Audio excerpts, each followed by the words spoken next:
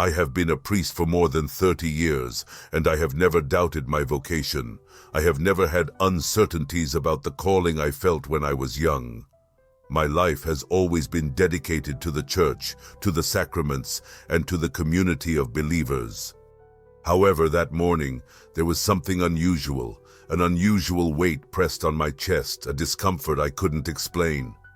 I prayed more intensely than usual, as if my soul sensed what my mind had yet to realize. I implored God for the church, for the priests, and for Pope Francis. My prayer was filled with urgency, as if something momentous were about to happen. During the Mass, everything seemed normal, but at the moment of consecration, I felt a crushing pain in my chest. My body staggered, I struggled to breathe, and before I could ask for help, the world around me faded to black. I could hear distant voices, people rushing, and someone calling my name, but I was no longer there. When I opened my eyes again, I was no longer on the church floor. I was observing myself from above. My body lay motionless before the altar, while parishioners and rescuers desperately tried to bring me back to life. Yet, I felt no fear.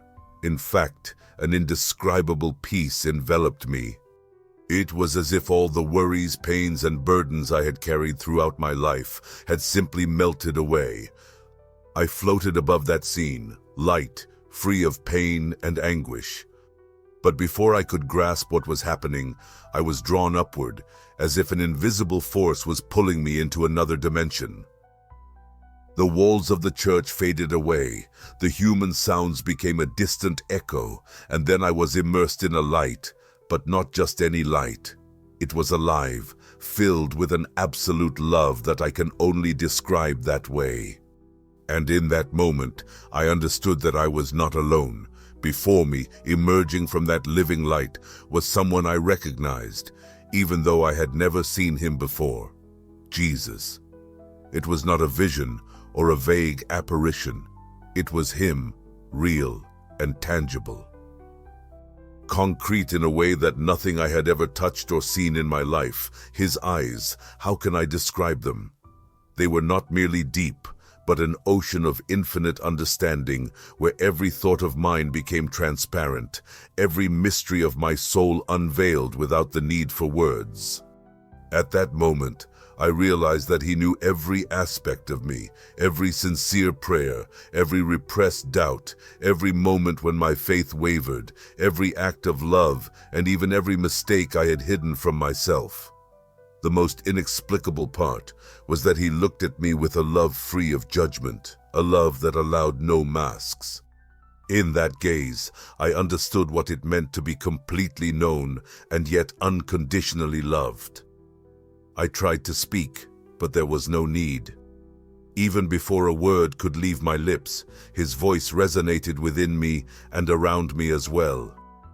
It was not just a sound, it was the truth. It is not yet your time. These words resonated within my essence, filled with undeniable conviction. However, there was more. Jesus was not just sending me back, but wanted me to see something that would transform my life forever. In an instant, the light around us intensified, and the landscape before me began to change. We were no longer there. I was catapulted into a vision that made me realize that the church, the institution I had served my whole life, was so much more than I had ever imagined. Suddenly, I was no longer facing Jesus in the light. The surrounding space expanded and reshaped itself. I saw the church, but not as a building of stone and bricks. It was something greater, something alive, like a network of spiritual energy radiating into the world. Some churches appeared as beacons emitting a bright light, pulsing with the power of true faith, but to my great sorrow, I noticed that many were dark, or had a dim, flickering light, almost on the verge of extinguishing.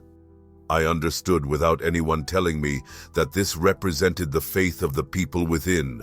Where there was a genuine prayer and true devotion, the light shone brightly. On the other hand, where faith had been replaced by empty practices, conformity, and the pursuit of status, the light dimmed. And then I saw something that tightened my heart. Some churches appeared completely extinguished, shrouded in thick shadows that seemed to suffocate any sign of vitality. The pain in my chest was immediate. I wanted to scream, to do something, but I felt powerless in the face of that vision. I had always believed that the greatest threats to the church came from outside: hostile governments, anti-Christian ideologies, persecutions. However, in light of that revelation, I understood that the real danger was internal. What weakens the church were not external aggressions, but the silent erosion of faith, indifference, and the distortion of truth. My gaze returned to Jesus, and I noticed the sadness on his face. His voice, filled with immense sorrow, pierced my soul. "My church has forgotten me." These words hit me like a punch. How could it be that the church, meant to reflect Christ on earth, could forget him? I wanted to ask, I wanted to understand, but before I could react, the vision changed again. The scenery around me faded once more, and in an instant I found myself in a different place, recognizing it immediately. It was the Vatican, but not as the rest of the world perceives it. Before me, I saw Pope Francis sitting in his apartment alone. His head was bowed, his hands joined in prayer. But I sensed something beyond the visible. He was trembling slightly, not just from his age or fatigue, but from an invisible weight that seemed to crush him. Then I saw the shadows. They were not human figures. They had no faces, but they were present like invisible pressures, forces whispering around him. They were not demons in the traditional sense, but influences, voices trying to bend him, to divert him. The Pope bore the weight of the whole church on his shoulders, and at the same time, he struggled against forces trying to lead him in opposite directions. My heart ached to see him surrounded by pressures, pushing him to choose between being faithful to the truth or yielding to what the world demanded. Jesus stood by my side silently, and I didn't need to ask questions, as the answer came even before I could formulate the question. His voice, filled with undeniable authority, broke the silence. "The weight of the church is great. Many of my shepherds are fighting. Some remain faithful, while others have been deceived." In hearing this, I understood something I had never noticed before. The struggle represented not only a clash between the church and the world, but also unfolded within the church itself. There were those who still carried the flame of true faith, who refused to compromise the truth, but there were also those who had lost their way, more concerned with power, influence, and acceptance than with the will of God. I observed cardinals, bishops, and priests, some enveloped in light, others immersed in shadows, their intentions clouded. "Pray for him, pray for my church." Jesus' command was not a request, but an urgent appeal. The vision shifted again. I found myself in a grand solemn hall where bishops, cardinals, and ecclesiastical leaders had gathered. The air was thick with tension, and I understood that this was not a mere meeting, but a battle of ideas. Before me, some fervently expressed the need to adapt the church to modern times, arguing that without changes, we would lose believers and relevance. Others, with firm voices, asserted that God's truth could not be shaped by the world's demands, for the church exists not to please but to guide souls towards salvation. With every word spoken, I sensed what lay behind them. Some were driven by a genuine desire to evangelize, while others carried a heavy weight. I saw several leaders who seemed motivated by a force not divine, an ambition masked as zeal, a desire for power disguised as talk of progress. Not everyone there spoke in the name of God. Jesus remained by my side, and I felt his sadness. The enemy sows doubt among my shepherds, diverting their attention from my voice. His words pierced my soul. I understood that this battle was not merely human, but spiritual. It was not just a confrontation between conservatives and progressives within the church, but something much deeper. The enemy did not attack with overt violence, but with confusion. He did not need to destroy the church with physical persecutions if he could weaken it from within, diluting the truth until it was left with only an empty shell.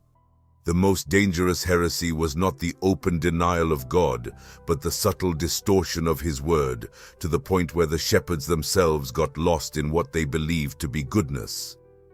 I turned my gaze to Jesus, and for the first time, I felt a real fear. "Will the church stand?" I asked inwardly, without moving my lips. Jesus didn't respond immediately, but looked straight ahead, and the vision around us began to change. I was projected into a new scene, and this time the vision was so incredible that my mind struggled to comprehend it. Before me unfolded a colossal battle, but it wasn't a war like those on earth, with swords and spears. What I was witnessing was a conflict between forces that seemed unbound by time and matter. On one side, blazing angels, whose presence radiated such an intensity of holiness that it was almost unbearable to look them in the eye. On the other, formless shadows, entities devoid of defined contours, yet filled with absolute evil, whispering words like cold, treacherous winds, spreading doubt, fear, and pride. The angels, in contrast, did not shout or rage. They shone, radiating truth, and stood unwavering amidst that war. What was invisible was not the Vatican or the buildings, but the faith of the believers, tested every moment. Thus we understood that this battle was not merely theoretical or symbolic. It was fought around every soul, desiring to remain anchored to the truth every day. And then I saw something that took my breath away. Between the shadows and the angels, small groups of people were kneeling in prayer. They were simple believers, many of whom were unknown to the world, some in modest homes, others in almost deserted churches. But their prayers ascended like burning flames, dissipating the darkness. For every sincere word, for every supplication, something invisible was breaking. The shadows writhed and retreated in a way so vivid that I could never forget it. The only truly effective weapon in this war was not power, nor debates, nor human strategies. It was prayer. When a heart bowed in repentance and true faith, when a soul called upon God without ulterior motives, it generated a real impact in the spiritual realm. The church will stand, but only if my people dedicate themselves to prayer. The voice of Jesus conveyed this truth clearly. Prayer was not optional. It was the thin line that separates light from darkness. The vision changed again, and this time I was led to a place that seemed beyond time. Before me, two roads opened up. The church shone with light. I saw the faithful turning to Christ with a fervor I had never seen before. The temples were full, not out of mere habit, but because people sought God. The sacraments were received with great respect, prayer was genuine, and the priests preached with courage and truth. It was a revival, a renewed intensity that touched nations. Where there had once been empty temples, now there were vibrant communities of faith. Demons were retreating and shadows were fading. I felt hope, a joy so intense it almost made me cry. "This is a possible future," Jesus said, but before I could grasp that vision, the scene changed. In the second path, the church was just a memory. The temples appeared empty, abandoned, or turned into profane places. The faithful had scattered, disillusioned, as those who should have guided them had pushed away the truth in search of acceptance. I saw hesitant priests, reluctant to preach with authority, fearful of offending. I observed a lukewarm faith, diluted and irrelevant, and the most distressing aspect was that the world didn't even notice the church's absence. It had not been destroyed by external persecutions, but by its own omission, by the choice to please rather than transform. My chest tightened. Which road will the church choose? The voice of Jesus resounded, not as a statement, but as a true question, weighed down by an inescapable burden. I understood that the future was not predetermined. The choice lay in the hands of the faithful, each one deciding to pray, to stand firm, and not to yield to the spirit of the world. Before I could ask for more, before I could plead to stay and understand fully, I sensed something pulling me away with irresistible force. It was not violent, but definitive. The world around me began to fade, as if I were being sucked back to my point of origin. I looked at Jesus one last time, and his gaze conveyed that mix of love and sadness, as if he was aware of how much this would mark me. I tried to speak, but there was no time. My spiritual body was filled with a dizzying sensation, as if I were both falling and ascending at the same time. The light dissolved, the visions extinguished, and suddenly there was darkness, but it was not the same peaceful emptiness as before. It was a transition. I was returning. I jolted awake, gasping like a man surfacing from the depths of the ocean. My lungs were on fire, my heart racing wildly. I had returned to the physical world, the bright lights of the hospital surrounding me. For a moment I was frozen in place. Excited voices echoed around me, doctors, nurses, and astonished, shocked faces. But I didn't feel like I belonged in that moment. My body was there, but my soul was still reeling from what I had just experienced. Everything felt lifeless, colorless, weightless compared to what I had gone through. My eyes scanned the room, searching for signs of light, proof that this hadn't all been a dream. But the only sound I managed to produce was a whisper, hoarse and weak, yet filled with a burning urgency. I had to tell. In the days that followed, as my body healed, my mind struggled to comprehend what I had lived through. I knew it wasn't a delusion or a dream. What I had witnessed was more real than any experience I had ever had on earth. But now the real challenge was beginning. How to describe all of this to others? How to share something so vast and urgent without being labeled as insane or delirious? I realized my mission had changed. It was no longer just about celebrating Mass, administering sacraments, or teaching doctrine. I had to warn people, help them understand the spiritual battle happening all around us, the danger looming over the Church, and Christ's call to authentic prayer. But how could I talk about something that many didn't even believe existed? I began to share my experience, starting with those closest to me. Some listened with wide eyes, feeling the weight of my words. I saw tears in the eyes of simple believers and a mix of fear and hope in the gazes of other priests who still held on to the flame of faith. But there was also skepticism. I heard whispers suggesting I was simply confused after the trauma of clinical death. Some tried to rationalize my experience, claiming that an oxygen-deprived brain could generate vivid hallucinations. Others looked at me with considered a crazy opinion. Deep down, I knew the truth, and I recalled the words of Jesus, "You are not burdened by the beliefs of others. You are only meant to tell the truth." This gave me motivation. It didn't matter how many ignored my voice, I could not remain silent. As time passed, something unexpected began to happen. People who had initially gazed at me with suspicion started to reach out to me in secret. Devout individuals who had distanced themselves from the Church began to return, not out of habit, but because they felt something inside them awakening with my words.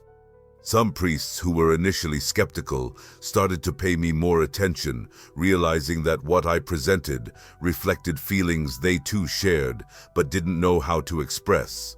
A haunting awareness that something was wrong, that faith was being corrupted from within. They then began to share their stories. Once crowded churches now empty, young people who no longer saw the meaning of faith, priests afraid to speak the truth for fear of offending the world. Each account confirmed what Jesus had revealed to me. The battle was already underway. It was then that I understood a fundamental concept. My mission was not to convince non-believers, nor to fight to prove something to those who mocked or rationalized faith.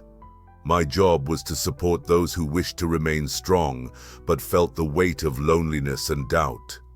I had to remind them that the church could still stand firm, that the light continued to shine, albeit faintly in some corners. It didn't matter how dark the world became. Where there was true prayer, where there were souls ready to fight, the church remained standing. And in that moment, I realized I was not alone. No matter how much the shadows tried to suffocate faith, no matter how many lies the enemy spread, there were still those who resisted.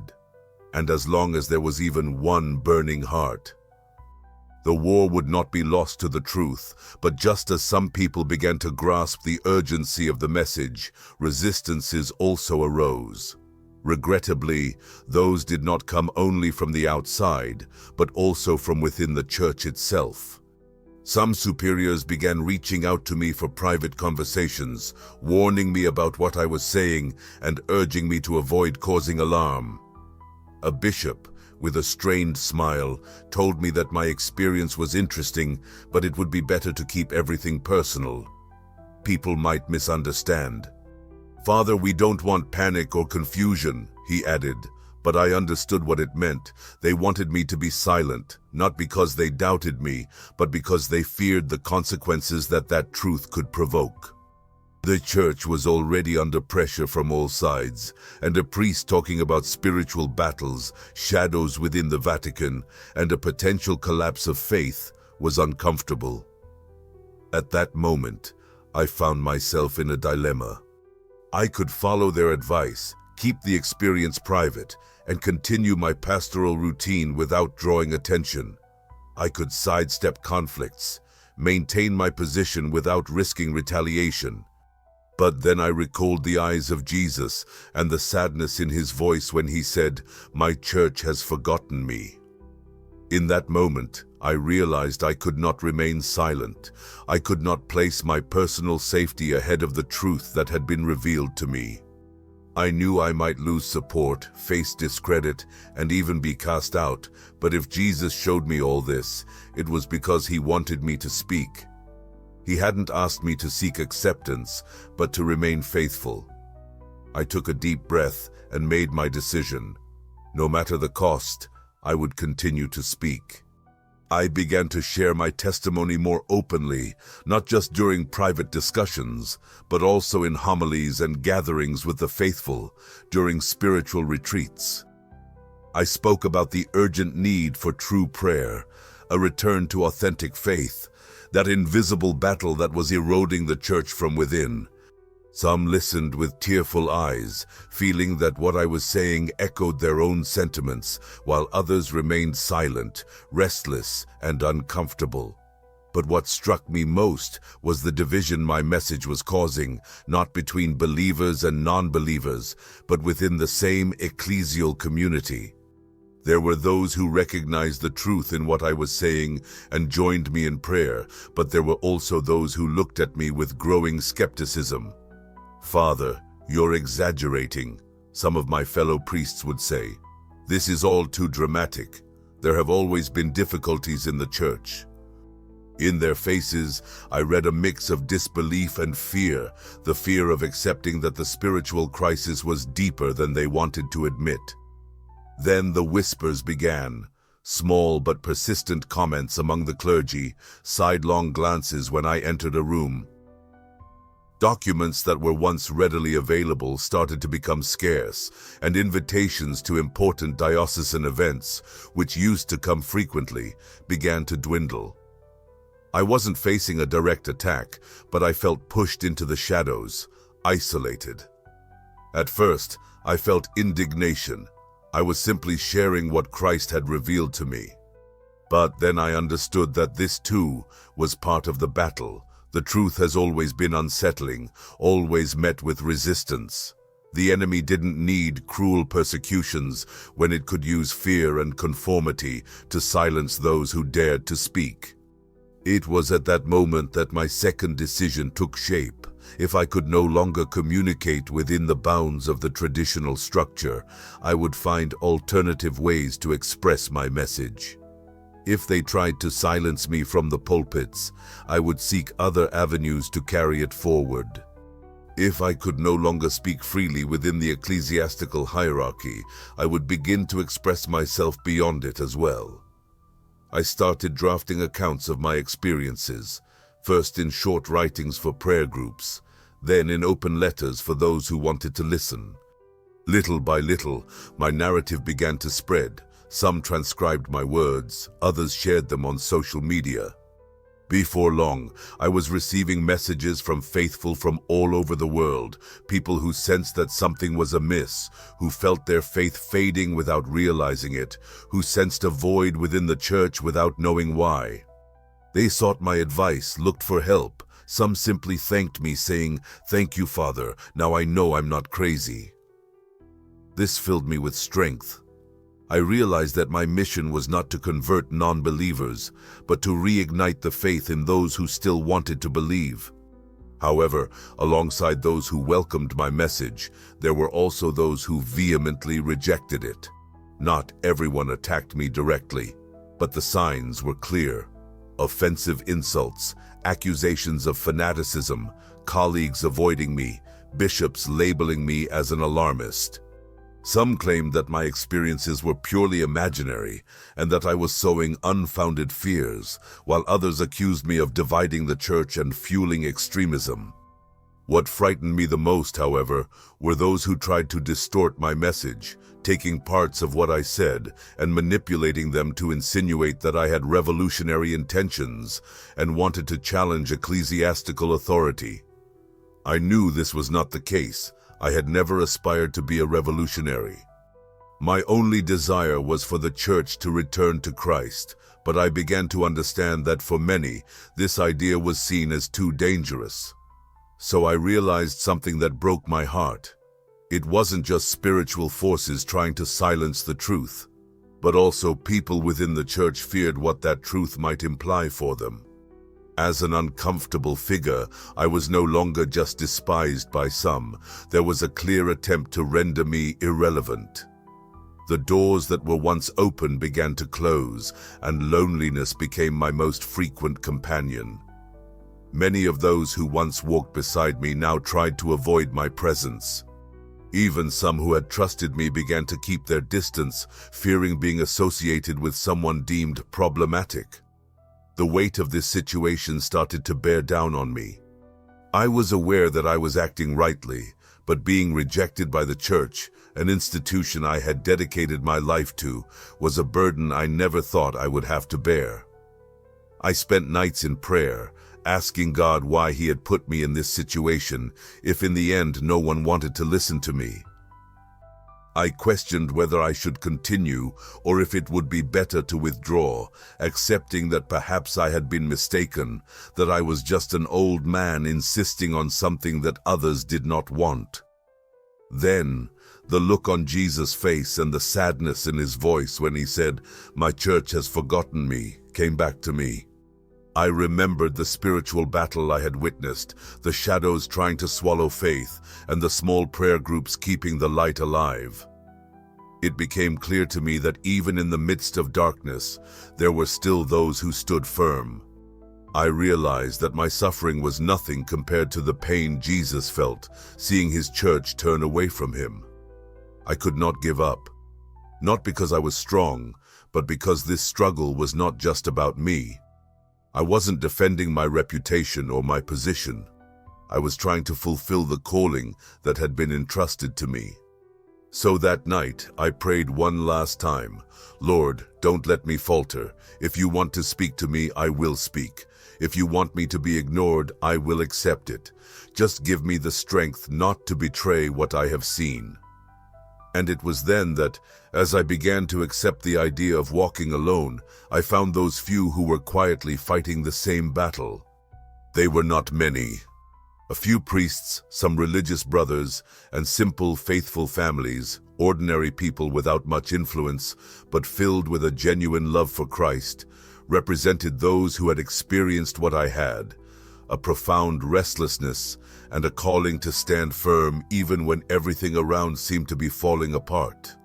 Some of them discreetly sought me out, some out of fear of being seen by my side, others without worrying about the consequences. "Father, we know what you are supporting is true," they told me.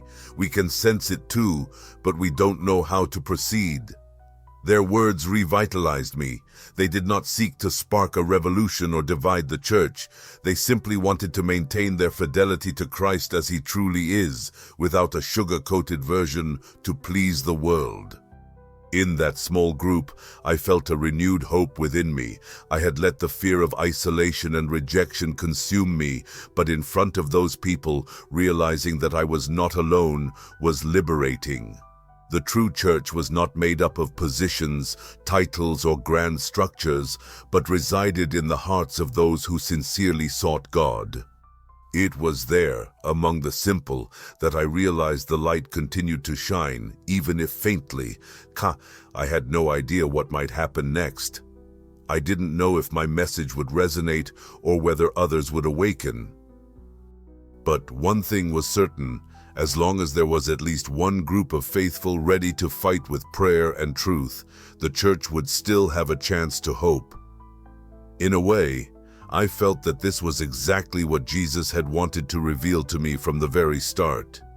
Over time, I came to understand that my mission wasn't to change the entire church all at once. That was not my task. I was not called to fight against institutions or structures, nor to challenge ecclesiastical authority. My calling was different: to strengthen those who still held on to the faith, to rekindle the flame in those who sensed that something was wrong, but didn't know how to express it. It was essential to remind people that prayer should not be seen merely as an ancient custom, but as a real weapon, the only one capable of resisting the darkness that sought to penetrate the church. I no longer needed acceptance. I didn't expect everyone to trust me. I just needed to know that there were people capable of understanding and recognizing what was happening, ready to stand firm. Thus, I began to notice a silent but authentic movement, small groups of believers returning to prayer, young people who, instead of abandoning their faith, were starting to rediscover its beauty, priests who, despite the pressure, chose to speak the truth without fear. However, I was aware that the struggle was far from over. What I had seen during my near-death experience was not just a warning, but a constant wake-up call. The church was facing a crucial choice, and that choice had yet to be made. Every day, from the heights of the Vatican down to the neglected small parishes, that decision was being made: to follow Christ for who he is, or to modify him to fit the world. Jesus showed me two possible futures, and I knew the battle continued. The church would not collapse all at once, nor would it be annihilated by a single catastrophic event. Its fall would occur through the slow and silent erosion of faith, through adaptation to darkness in the name of acceptance. But as long as there were those who prayed, those who resisted, those who clung to the truth, hope remained. And that hope was all I needed to keep going. After that experience, my prayer life underwent a radical transformation. I used to pray out of duty, out of habit, because I felt it was an obligation as a priest. Now I prayed because I understood that without prayer, the church could not survive. It was not just a spiritual activity, but an urgent necessity. It was as if I could sense and almost grasp the invisible reality moving around us. Every sincere prayer was a blow against the darkness, and every act of true faith reignited a small light in the world. On the other hand, every concession and every time someone chose the easier path instead of the truth, the shadows took hold. The war was not fought with swords or words, but with the daily choice between light and darkness. It was as simple as it was terrifying. I realized then that prayer was the only true weapon we had, and without it, we were vulnerable. Yet despite all the darkness I perceived, there was still hope. The church could be saved not through grand speeches, political reforms, or structural overhauls, but through the hearts that decided to remain faithful, even when everything around seemed to be falling apart. Faith could not be sustained by fear or empty traditions, but by authentic love for God, a love that still existed. I saw it in the eyes of those who sought my help, in those who cried while listening to my story, because they felt deep down that something was wrong, but didn't know how to explain it. What Jesus showed me was a warning, not an illusion. The decision rested in the hands of the believers. The church could be reborn or fade into oblivion, and that choice, ultimately, was not collective but individual. Every person who knelt to pray made a difference. Each of us held a piece of the church's future. Over time, I realized that my message was not meant for everyone. Some preferred to believe that everything was fine, that the church had always faced crises, and that this was just another phase. Others rejected any idea of evil because accepting it would mean having to change, to take a stand. But I also found those who understood, deeply sensitive people, aware that faith was waning, that the church was in danger. For them, my words were not new, but a confirmation of what God had already poured into their hearts, and it was for them that I continued to speak. It didn't matter how many mocked or ignored me. I didn't need everyone to believe. I just needed those who still had ears to listen and respond to Christ's call. Yet time was running short, and this was the feeling that never left me since my return. I can't say how much time this life has left, but I know I will use every day available to me to accomplish what Jesus has asked of me. I'm not special. I'm not holier or more worthy than anyone else. I'm just a priest who died for a few moments and returned with a weight in my heart, the weight of a truth that cannot be ignored. Outside of political attacks and anti-Christian ideologies, the real threat was adaptation, the loss of conviction, and the fear of displeasing. Faith was allowed to become lukewarm, lifeless, and ineffective. Now I understood why Jesus was sad when he showed me all this. He was not concerned about the physical destruction of the church. He suffered because his own house was turning away from him. Even so, I was aware that I could not force anyone to see what I had seen. Truth cannot be imposed, it must be discovered, and everyone has their own time to do so. Some will never believe, others will only understand when it is too late, but my mission was not to convince, but to witness, to make the truth accessible to those who were ready to hear it. I was no longer seeking approval, nor hoping for recognition. I was satisfied knowing that there were people ready to grasp and respond to Christ's call. But time was limited. This awareness has never left me since I returned. I don't know how much time the church has left to make its decisions. It could be years or decades, but I am certain that complacency is the worst choice. Our biggest mistake is thinking that everything will resolve itself, that faith will endure without effort, that truth will remain intact without conflict. What I saw in my vision was a church in decline, not because it was threatened from the outside, but because it chose to conform to the world instead of transforming it from within. If we do not act, if prayer ceases, if truth continues to be compromised in the name of acceptance, then the path I saw, where the temples were empty and faith became irrelevant, will come to pass. However, there is still time, an opportunity for change, and that change begins in every heart that chooses not to give up. I do not know how far my voice will reach, nor how many others will listen, or how many will mock, but that no longer matters. What I saw was real. What Jesus showed me was not an illusion, but a warning, an urgent appeal for those who still have ears to hear. For this reason, I will continue to speak, even if my voice gets lost in the noise of the world. I cannot force anyone to believe, nor can I convince those who cannot see what I have seen, but I can do my part. If even one person truly wakes up to God because of what I experienced, then my near-death experience will not have been in vain. After that experience, my prayer life changed radically. I used to pray out of duty. Now I do it because I understand that without prayer, the church cannot survive. It is not just a spiritual practice, but an urgent necessity. I could see, feel, almost touch the invisible reality that surrounded us.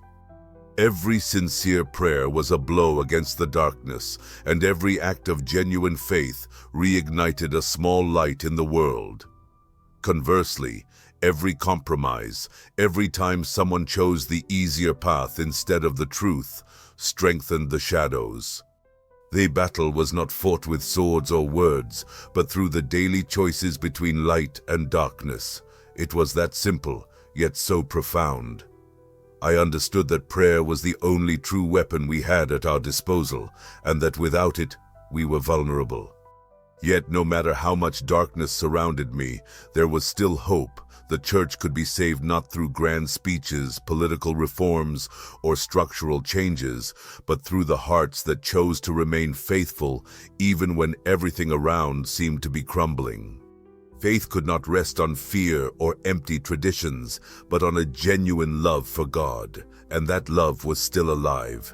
I saw it in the eyes of those who sought me, in those who cried as they listened to my story, because deep down they sensed that something was wrong without really knowing how to explain it. What Jesus showed me wasn't a warning, but a message. The decision lay in the hands of the faithful. The church could be reborn or fade into nothingness, and that choice, ultimately, was individual. Every person who kneels in prayer makes a difference. Each of us carries a part of the future of the church. As time passed, I realized that my message wouldn't resonate with everyone. Some preferred to believe that everything was fine, that the church had always faced crises, and that this was just another phase. Others dismissed any suggestion that something was amiss because accepting that reality would mean change, taking a stand. However, I also found people who understood, those who felt deep in their souls that faith was waning, that the church was in danger. For them, my words were not new. They were a confirmation of what God had already placed in their hearts, and it was for them that I continued to speak.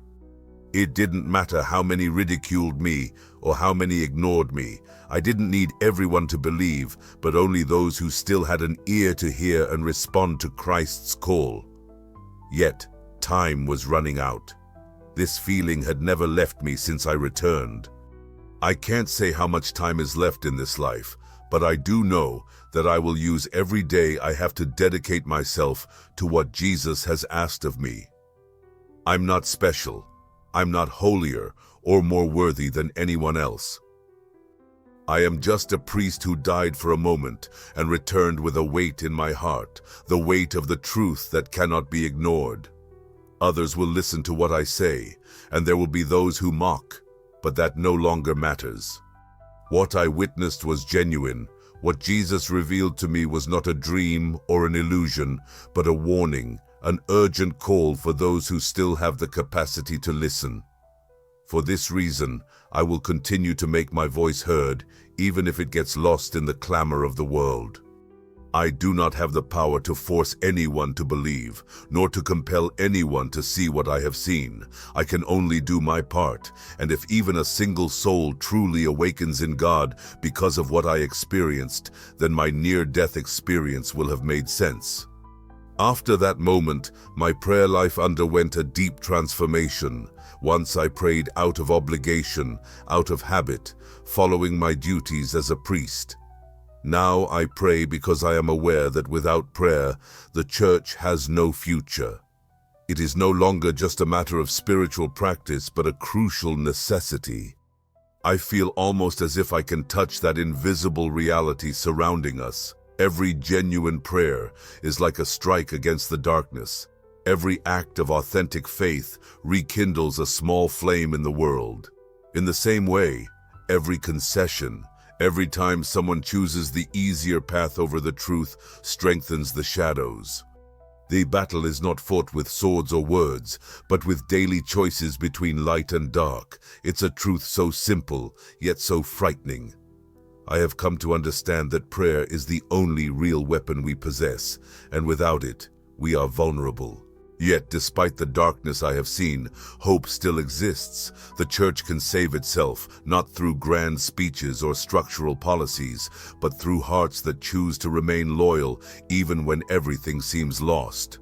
Faith cannot withstand fear or empty traditions, but must arise from a genuine love for God. And that love is still present. I recognized it in the eyes of those who sought me, in those who cried while listening to my story, because deep down they knew something was wrong, but they could not put their finger on it. What Jesus showed me was not a game, but a warning. The decision is in the hands of those who believe. The church can either be reborn or fade into oblivion. And this choice ultimately is personal. Every individual who kneels in prayer helps make a difference. Each of us holds a fragment of the future of the church. Over time, I came to realize that my message wasn't for everyone. Some people chose to convince themselves that everything was fine, believing that the church had always weathered crises and that this was just another phase. Others, on the other hand, refused to acknowledge that anything was wrong, as doing so would mean they had to change and take a stand. Yet at the same time, I also found those who truly understood, people who felt deep in their souls that faith was losing strength, that the church was in danger. For these individuals, my words were not fresh news, but rather a confirmation of what God had already planted in their hearts, and it was for them that I continued to speak. It didn't matter how many mocked me or how many overlooked my message. I didn't need to convince everyone, just those who still had the ability to listen and felt the call of Christ. However, time is limited. This feeling has not left me since I returned. I can't say how much time we have left in this life, but I know I will use every day available to fulfill what Jesus has asked of me. I'm not special. I'm neither holier nor more deserving than others. I am simply a priest who died for a few moments and then returned, carrying a weight in my heart, the weight of the truth that cannot be ignored.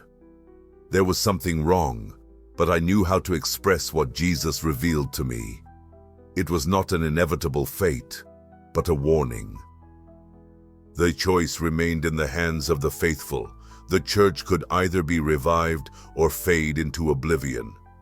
Ultimately, that decision wasn't collective, but personal. Every person who kneels in prayer makes a difference. Each of us holds a fragment of the future of the church.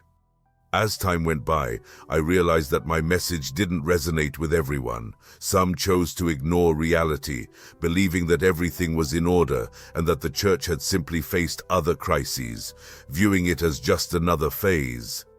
Others, meanwhile, refused to admit that something was wrong, since acknowledging that would involve the need to change and take a stand. Nevertheless, I encountered those who understood, people who sensed, deep within their being, that faith was losing strength and that the church was in danger. For them, my words were not new, rather, they confirmed a feeling already present in their hearts, and it was for them that I continued to speak. It didn't matter how much I was ridiculed or ignored. I didn't need to convince everyone.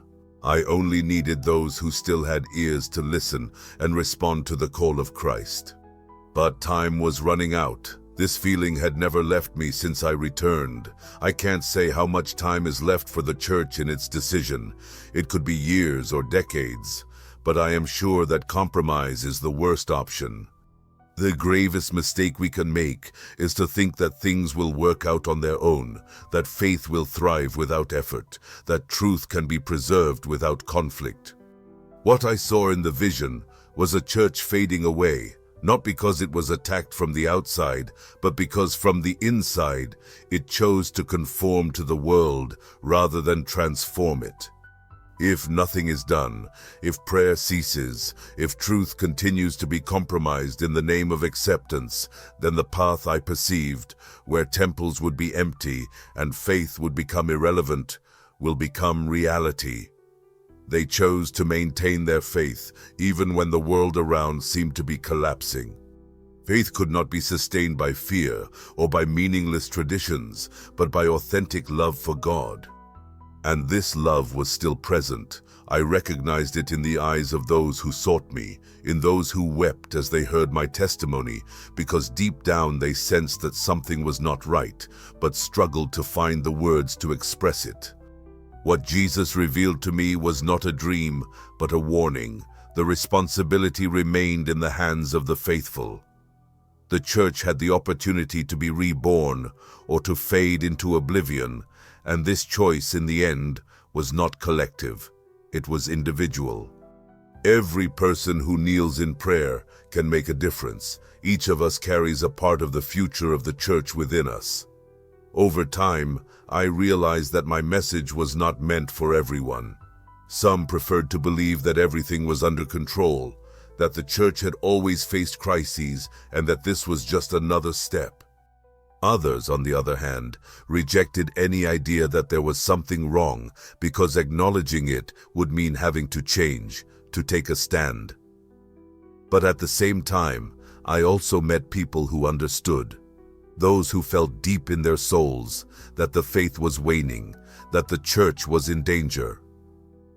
For them, my words were not new, but rather a confirmation of what God had already instilled in their hearts, and it was for them that I continued to speak. It didn't matter how many mocked me or how many ignored me. I didn't need everyone to believe. I just needed those who still had ears to listen and respond to the call of Christ. But time was limited. This feeling accompanied me constantly since I returned. I couldn't say how much time we have left in this life, but I am certain that I will use every day I have to fulfill what Jesus has asked of me. I am not special. I am not holier or more worthy than anyone else. I am simply a priest who died for a few moments and returned with a weight in my heart, the weight of a truth that cannot be ignored. They chose to remain loyal, even when everything around them seemed to be collapsing. Faith could not be fueled by fear or empty traditions, but rather by a genuine love for God. And that love was still present. I saw it in the eyes of those who sought me out, in those who cried while listening to my story, because deep down they sensed that something was wrong, but they couldn't define what was revealed to me by Jesus. It was not an illusion, but a warning, an urgent call for those who still have ears to listen. The decision remained in the hands of the faithful. The church could be reborn or lost in oblivion, and that choice, ultimately, was individual. Every person who kneels in prayer contributes to the difference. Each of us carries a piece of the future of the church. Over time, I came to understand that my message was not meant for everyone. Some, in fact, preferred to remain convinced that everything was fine, that the church had always faced crises, and that this was just another phase. Others rejected any notion that something was dysfunctional, because accepting that truth would mean having to change and take a stand. However, I also found those who understood, people who felt deep within their essence that the faith was faltering, that the church was in danger. For them, my words were not new, but a confirmation of what God had already sown in their hearts. And it was for them that I continued to speak. It didn't matter how many mocked or ignored me. I didn't need everyone to believe. It was enough that those who still had ears listened and responded to the call of Christ. But time was limited. This feeling has never left me since I returned. I don't know how much time I have left in this life, but I know I will use every day I have to do what Jesus has asked of me. I'm not special, nor am I more holy or worthy than others. I'm just a priest who died for a brief period and returned with the burden of a truth that cannot be forgotten. I no longer worry about titles or positions within the church, nor about the acceptance of those who prefer silence. What matters to me now is the mission. As long as I am alive, I will continue to sound the alarm. I will continue to call people to return to the true faith. I know many will continue to harbor doubts. I know some will call me a fanatic or an alarmist, anchored in the past. But I have seen what awaits us. I have witnessed the effects when prayer fades, when the faith weakens, and when pastors abandon their flock. And as long as there is even one faithful soul willing to listen, I won't stop, because, in the end, the church will not be saved by talks, reforms, or attempts to adapt to the world, but by the faithful who, faced with the choice between Christ and darkness, will choose to remain in the light. That decision will not be made by institutions, but by individual souls. Each must make their own choice, and that choice must happen now. I know well what it means when truth is abandoned, when prayer is forgotten. However, I also know that the light can still prevail if there are those who defend it. Therefore, the crucial question is, which side are you on? If this story has made you reflect, the question I pose to you is, do you believe that faith can still contribute to saving the church, or is it already too late? I want to hear your opinion, so leave a comment below. And if you've already experienced a significant spiritual moment, share it. Your story could inspire others. Don't forget to subscribe to the channel and activate notifications so you won't miss transformative content like this. I now invite you to watch the next video that appears on the screen, where we will discuss another experience that could reshape your view of life and spirituality. See you there, stay with God, and see you soon.